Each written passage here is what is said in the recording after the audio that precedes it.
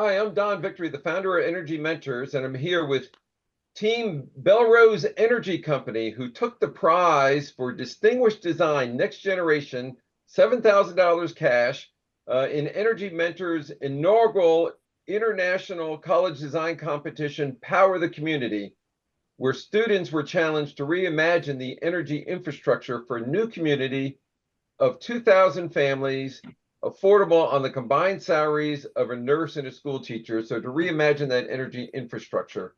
And so I'm here today with Aarush Amilineni and Pratham Singarika. And these are two people who entered this college design competition. But if I understand correctly, you're at the Arizona College Prep High School. Is that right, Aarush? Yes, that's correct. I'm a freshman, and Pratham is. A sophomore. A sophomore. Okay, so my first question, I'll do Arush first, is how did you find out about the competition, and why did you decide to enter a competition against university students? Okay, so I have found this competition on a website I frequently visit called studentcompetitions.com. I visit this website to look for competitions that are good for college and can help me be introduced with the competition format. And I saw this competition on the website, and I asked it in our group chat if anyone would like to help me do it because I saw that it was a team project. And Pratham and a few others actually said sure, but the other two, they really never showed up to the meetings. So we decided to keep it as me and Pratham. That's how we got introduced. Good. Now, Pratham, your design was entered for the reimagining a community, a new community on the island of Dominica, which I didn't Mm. even know the island of Dominica existed, Pratham. So tell me a little bit about the island and why you chose it. Well, we chose it because we needed we had two energy sources, which were geothermal energy and wind energy. We needed a place that was like like a little hot and had consistent wind speed. So Dominica, because it was near the equator and near because it was an island with a lot of hurricanes, had a lot of wind speeds, which was good for high energy sources. So, and did you just happen to know that this island had a lot of inactive volcanoes and was good for geothermal, or did you have to do like a reverse search on it? Oh yeah, we had to do a lot of research on that because we Okay, didn't well know that it existed either. yeah, like I said, I didn't know A, the island existed, or B, that it had that potential. Now, Arush, Pratham mentioned strong winds and hurricanes. We just had Hurricane Beryl go through the from the Atlantic into the Gulf of Mexico. We went by it. I'm not.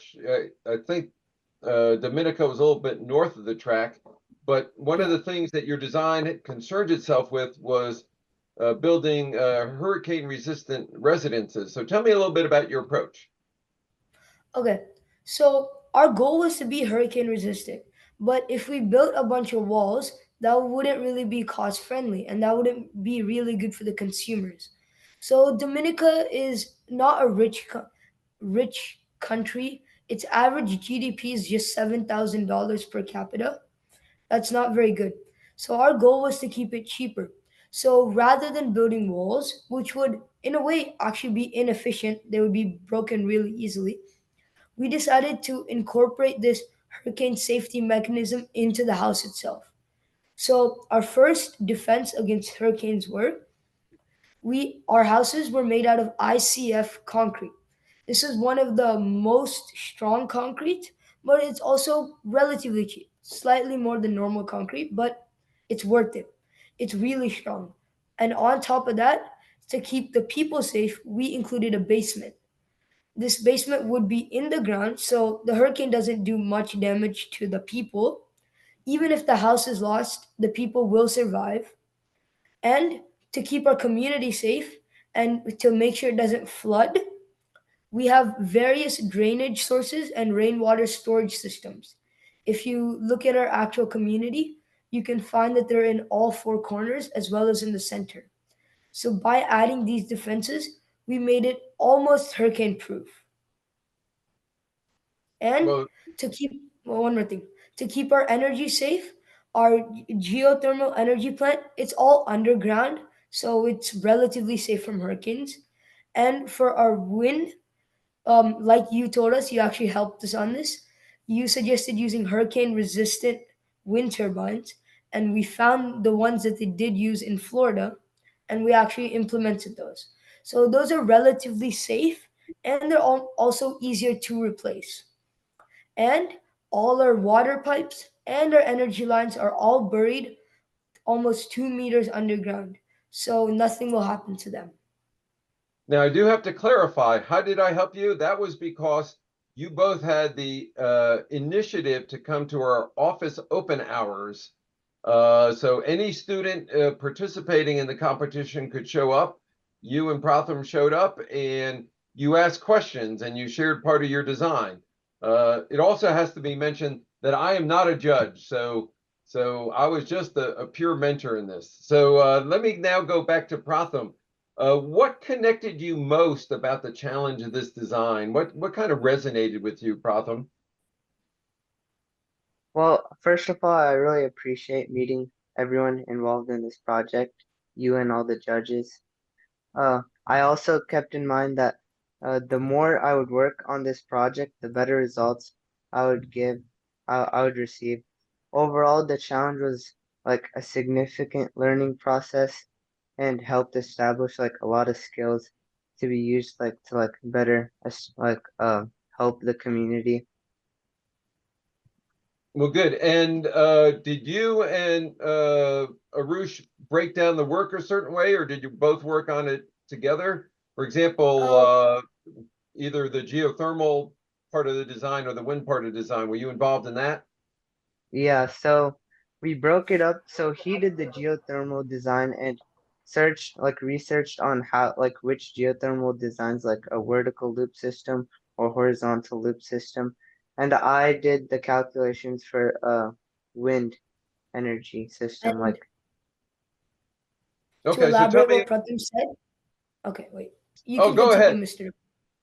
Okay, please. so the way we kind of divided was so Pratham would do most of the housing, I would do most of the community, but I helped Pratham on the community on the housing part. Like I told to use the scooter and the electric scooter idea, and I introduced the biogas. And Pratham, he decided to use the wind turbines, and he elaborated on the research that you helped us do. So good. That's And so the technical choices, Roosh, on the geothermal, what are things you had to consider there? okay. So in geothermal, there's three main types of ways to get geothermal energy. So there's dry steam. So this is what happens in this is we directly take steam from the ground and that directly opens the turbine. There's no other mechanical parts. It utilizes only steam. So these are used in Iceland and Greenland. So I decided not to use those because they have a relatively less lifespan and they need a lot of water because they need a lot of water in the aquifer underground. So that water directly turned into steam. I decided that wasn't a good use of groundwater and it could be better used for agriculture. So I decided against that. The second option was a flash power plant. The way this one worked was there was hot water that was pumped up and then that was turned into steam after it was super hot. This one was for like places that weren't as hot as Iceland, but places that were decently hot. This one is also good, but the problem was again the water is constantly being pumped up and that water doesn't have much uses. Dominica's already a hot place, so we can't use the water for heating. So I decided against using that because that water would be useless. So the final one that we decided on was a binary system of a power plant.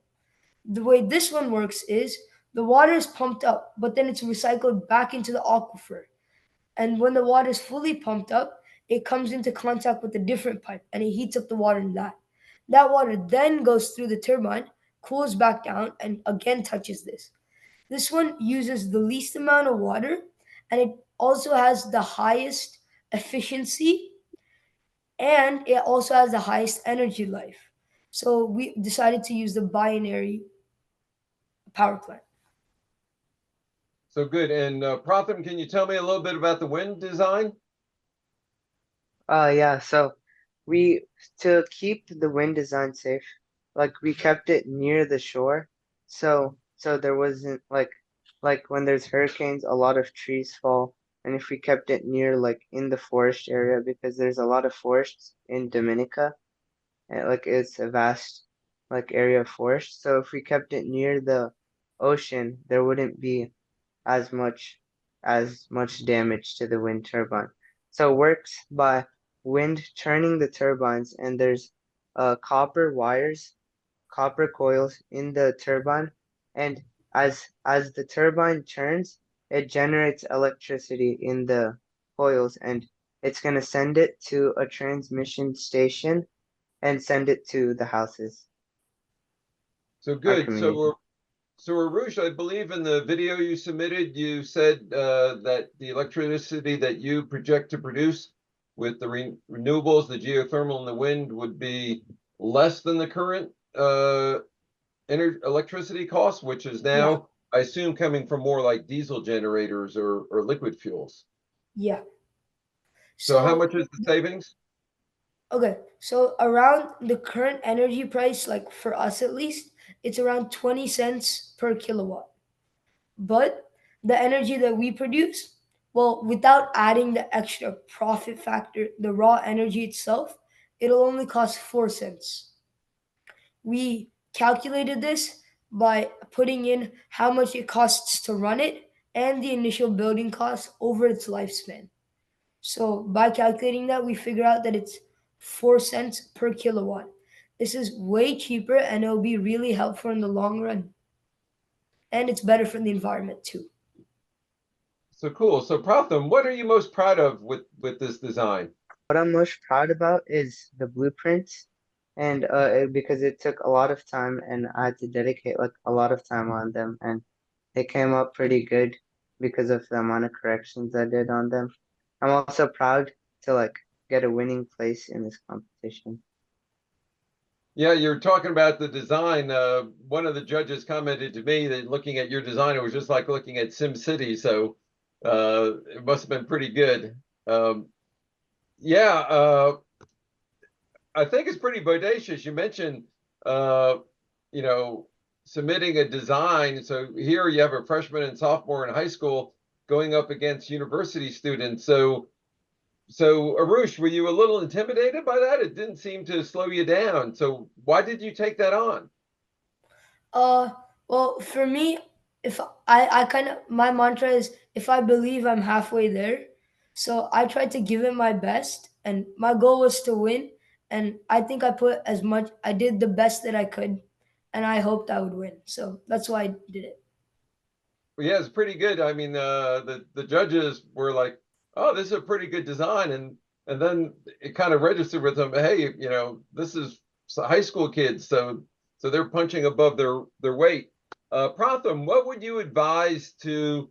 I'm going to two sets of students. The regular university students this is designed for, but also maybe high school students who want to take this on next year. So, Pratham, what would you advise them? I would advise starting as soon as you can on the project, like preferably like when it starts, like August is when this project started, I'm pretty sure. But we started on March. So starting early on this project and staying consistent like maximizes your chances of getting the best results. So good. Arush, anything you want to add? What would you advise? Well, I kind of took a different approach than Pratham. I would advise students to be as creative as they can. Although the statistics and the calculations matter a lot, if the idea is good, you can win. So, kind of to summarize this, I would tell the next students in this competition the sky's the limit and you should be as innovative as possible. Your goal should be improving these people's lives and building a better community for the local people. Yes, but the calculations do matter. So you have to make They sure it do. all hangs together. But I think you're right. In fact, both of those things taken together, start early, don't be afraid to do it, and think creatively, and take advantage of the natural resources that are available. This design and another design that was a prize winner both look to the local communities really strongly and use the natural resources that were available. In this case, the island of Dominica. In the other case, it was a community in Zimbabwe. So being in tune with the community, starting early, being creative, that's all great advice. So last question for each of you. Pratham, what was your reaction when you found out you won? Well, when I found out I won, I actually came back from a camping trip with my dad. So I slept like really late and I woke up and my dad told me that I won. So I was pretty surprised that we won, but like I kind of thought it might like be possible because of the effort we put into this project. Cool. Aarush? Uh, my reaction to winning was, well, I was kind of like Pratham. I found out later. I was actually in India during the results date, so I actually wasn't able to see it. But when I found out I won, I was like, this is crazy. This is a lot of money. I can put this to good use, and this would be great for my college. Yeah, And I and thought, keep I going. thought that like the efforts I put in paid off. Yes, and I think that's the real payoff for any student who's willing to take up the challenge is putting in the effort, learning the skills, going through that delivery cycle of coming up with that creative idea starting early, but then pulling it through to the end. That type of repetitions are always good for building skills and are the exact type of things that are not only going to do you well in your career, but is also going to have a lot of impact, multiply your impact and delivery to society. So I congratulate you, Aarush. I congratulate you, Pratham. I Thank want you. to give a special thanks to our founding sponsors, Chart Industry, Aspen Technology, and Ernst & Young, and our software sponsor, MathWorks, who helped us sponsor this competition. And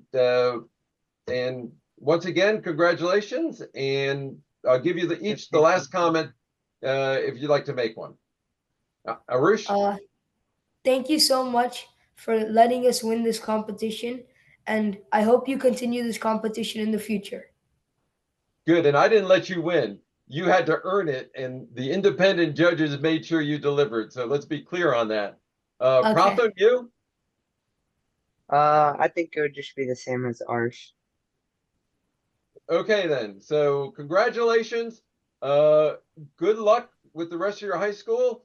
Uh, you now have a new connection with Energy Mentors. So if you want to tap that as you develop your designs for other things in the future, don't be a stranger. So thank you Okay. all, and we wish you goodbye and good luck with the rest of your studies. So long. Thank Thank you. you. Bye.